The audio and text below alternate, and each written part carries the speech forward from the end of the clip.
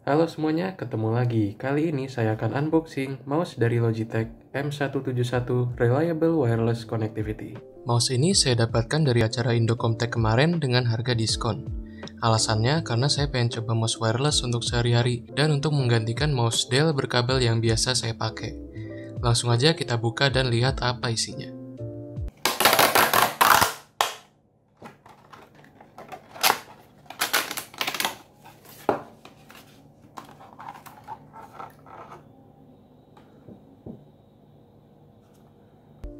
Jadi kita dapat tentunya mouse-nya, dongle-nya, dan udah dikasih baterai dari sananya.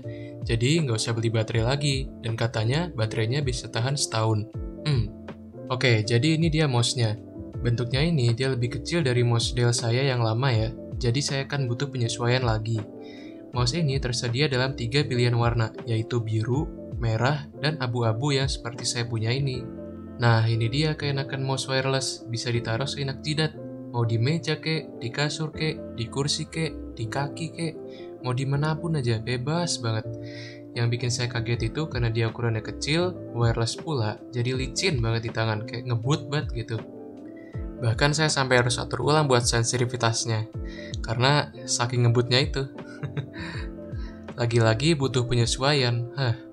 Hal ini juga terjadi karena mouse ini sudah ada plastik PTFE di bawahnya, yang mana di mouse saya yang lama udah baret-baret lapisannya. Ini buat feel klik-klikannya.